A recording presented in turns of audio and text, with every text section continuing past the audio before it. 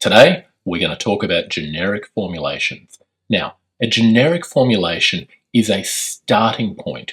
When you meet somebody with anorexia nervosa, with major depressive disorder, with post-traumatic stress disorder, in fact, with most of the disorders within the DSM, a generic formulation is a starting point in how you can think about their symptoms and their treatment.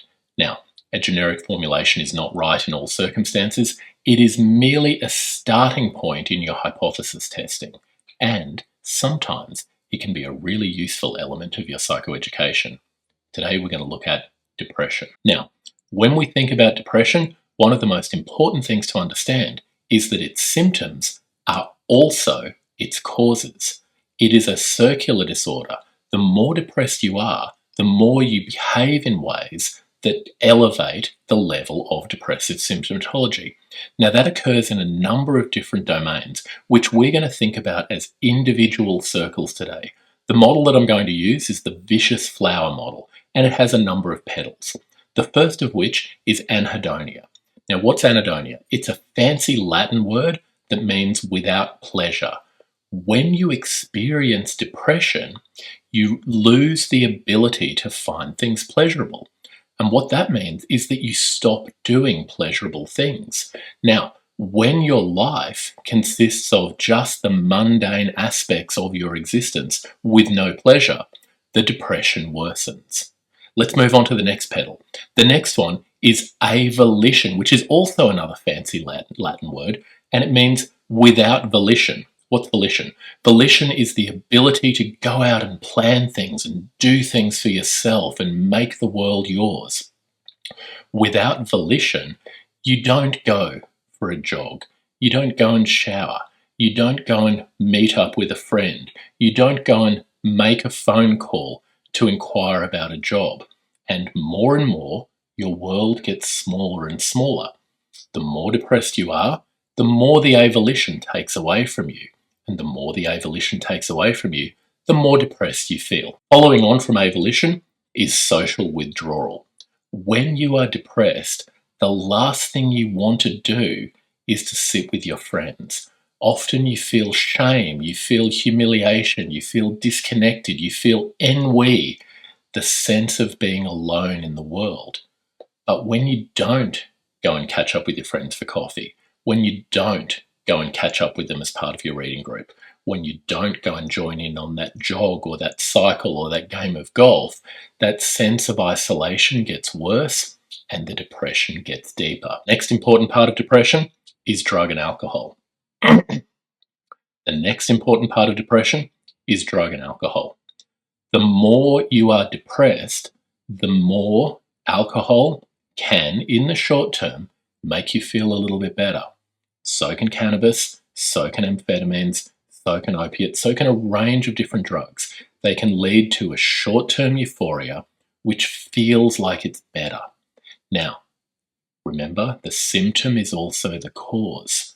When we start using these external substances to manage our internal sensations, our serotonin system gets depleted, our dopamine system gets depleted, and overall, our level of depression at a very organic level gets worse. The next one I want to talk about is dietary changes. In the same way that alcohol and drugs can be used in the short term to give a brief moment of hedonic pleasure, so can food.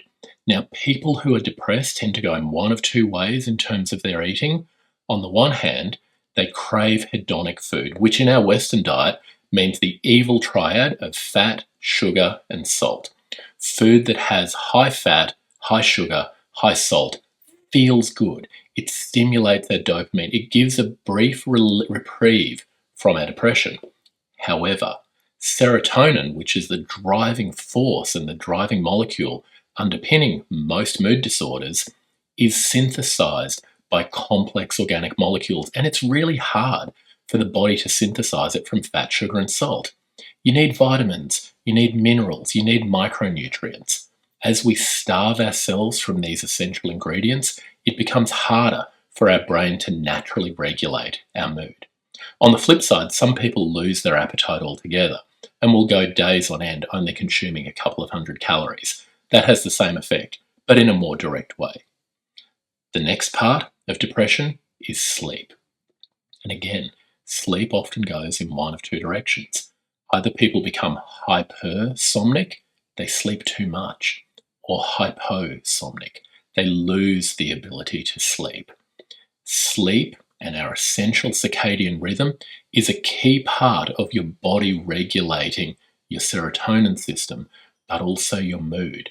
When you are sleep deprived, you are more emotionally volatile and more vulnerable to negative events than when you're not sleep deprived. Likewise, when you sleep too much, people don't typically get high quality sleep. They go to bed, they toss and turn, they wake up in the morning, they have a few hours of a nap after breakfast, then they might kind of answer a few emails or make a few phone calls, then they have another little nap. You don't get the high quality REM sleep that your body needs in terms of naturally refreshing itself, but also regulating mood. And then the final piece of how the symptoms of depression are also the cause are our cognitions. There is a classic pattern of depressive thinking called the depressive cognitive triad, where we have negative views of ourselves, negative views of other people, and negative views of the future.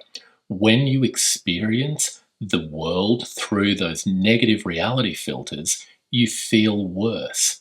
Now, there's many pathways into depression and many pathways back out.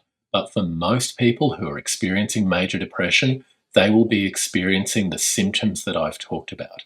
For you as a clinician, this gives you an opportunity to intervene in a variety of different places, all of which can be associated with small symptom improvements, which when we reverse the vicious cycle, can lead to small improvements in mood, which can give the person the energy to make further small improvements.